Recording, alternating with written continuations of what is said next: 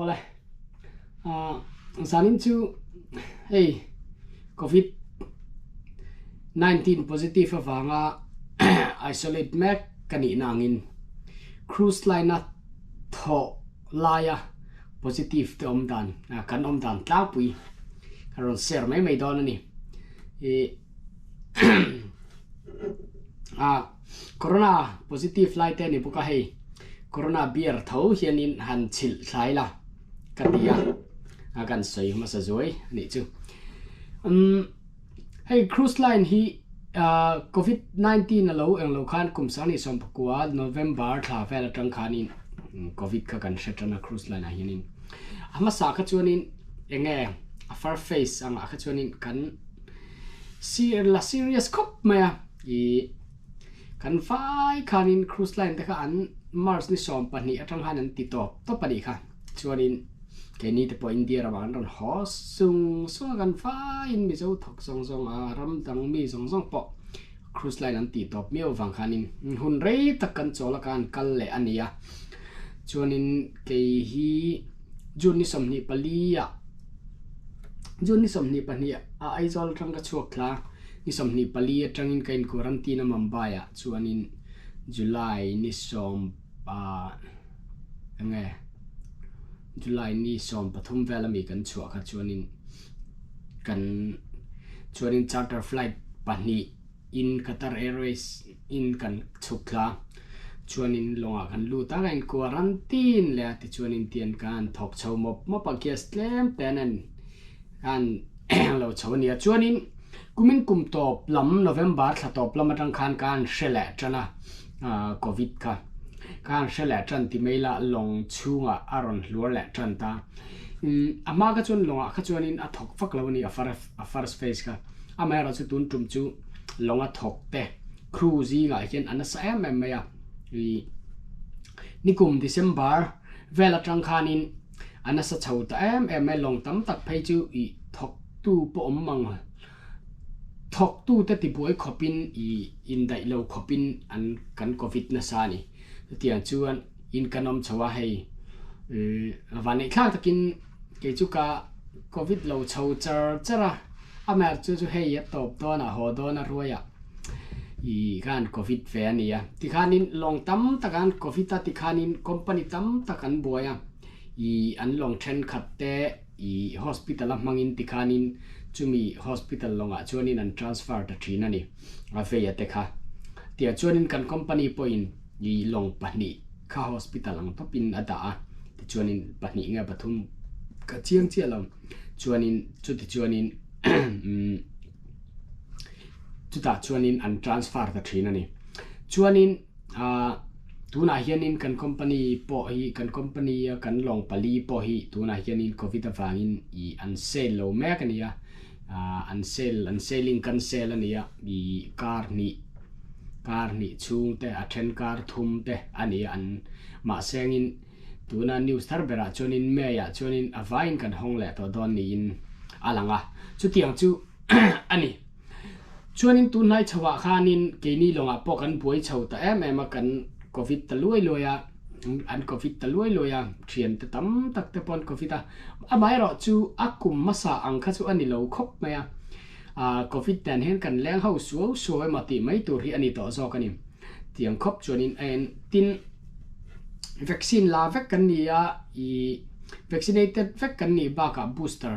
te kan la le veka su tiang chu kan ni wanga moni kan la na lo hlom khop me ke po hi hei fo in hin yang za min khung na nge ni sari na mi tiang ne chung po chuanin kala in ring hlel ani covid po hi ka ring chi alo ni a chan chu ka rok hi aron za a ka rokana a katia medical ka fakala ka khwata ka chu sik ve don ka ria chuanin ka vakala ibung ro azuk tela I yang lo zong zuk pek vek la chuanin I la guys nan ron chawla ro ti ngal ro tang kain min tesa PCR test min tesa I positive antia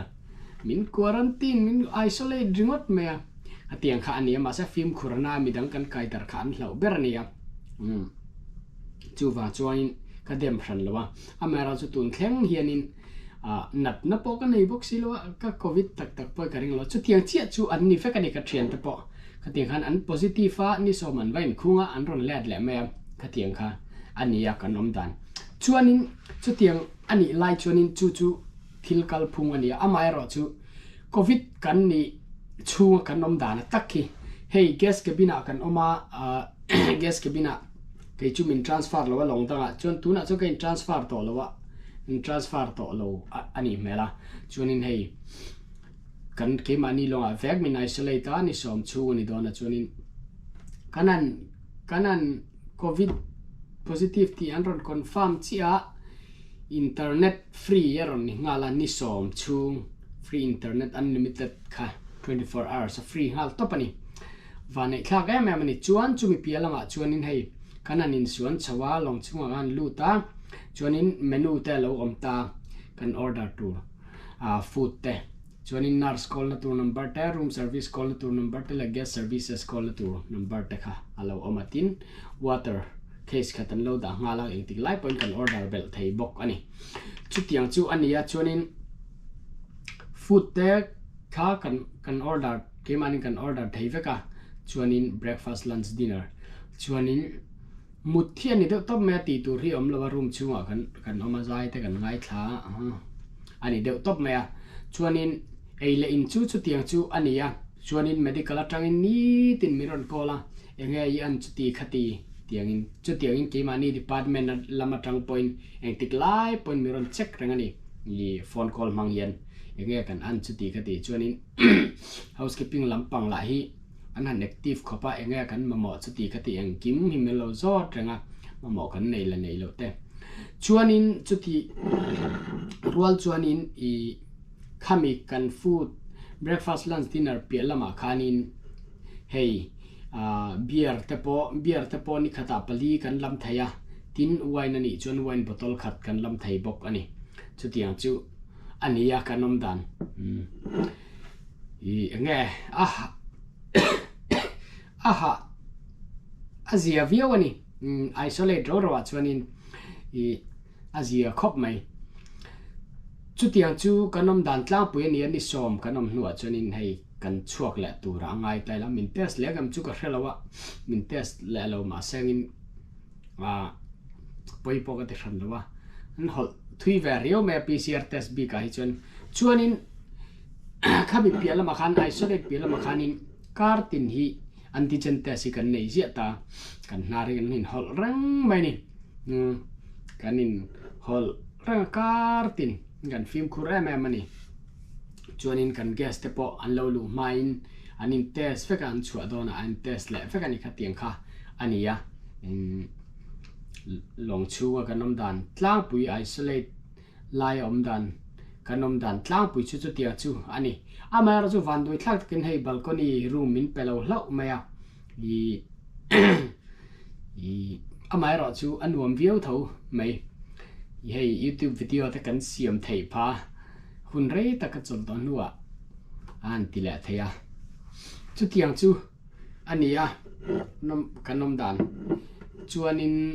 nak tu February ni som ni panga February January ni som ni panga ni rukvela hen ka chua thei ka ringa chuanin thale ni som ni hi ka ho hun ani to a min po sei sak lo tu rangai tai la min an po sei sak tlang pu ni positive ho ra him min po sak sei sak em lo tu ra ngai la chuanin minit kwa ani to a chuanin tun nai a hianin hei ka video lo ente tam tak i experience la nei lo tam tak te zo na ngai le ngai hi ka dong na sakhop me a chan chu longa hian eng tinge ka tho veng ti cruise line a hin eng tinge cruise line tho dan mi lo hril ti ringot thi zo nai ka dong tam khop me a toy teng kan soyanga zoya cruise line a thok tur chuanin kan du na kan tho na tur na angkha i lena experience kan nei photangai ni engineering department lama palo thok don taila lena experience kan nei photangai hotel division a lo thok don taila atlang puin mi zo te chu hotel division a thok kan ni hotel division a lo thok don ila hotel la experience kan nei photangai kum khat tal amo tharuk tal at least 1 year amo khati ka experience kan nei photangai chuanin hotel tho nuwa training le te ngai am ti hi zo na om fowa training angai to lem lawani interview kan tin chuanin STCW te tia visa interview te nei akal lani mai ni chuwan chuanin asana training shan kha om to lem lo mizo te a hianin I kan atun main hi mizoram lama tang lo boi pui tu tenin an thil an tu dan hi adik chialawa I experience kan nei to nuwa po training le nga yang hianin kanin sil thina hi poi khop me chumi ngai dan chumi zo thalai te kan nei fur me ya I training le tu ra in ngai na angai shan lo ani amai ro chu interview ate screening interview ate kan ti thawak lawani chuanin airborne angte angchi ho kha chuanin I training in an thon vele zo bok ani ti kha chu hret thawila tin spa bi ka hianin spa bi khawero hi chu training in an thon thin experience nei to poni se thlakhat amani thlani vela moni training hian an thon thin Hyderabad ate London ate an thon thin ani ti kha kan sei do chumi ama sabera chuanin apoi mo bera chuanin hotel experience nei photangai ti kha ani chu hotel a tho ve masak phot angai ti kha I longa culture chuanin kan hriat apoi mo ani ti kha kan soi du ani khalo me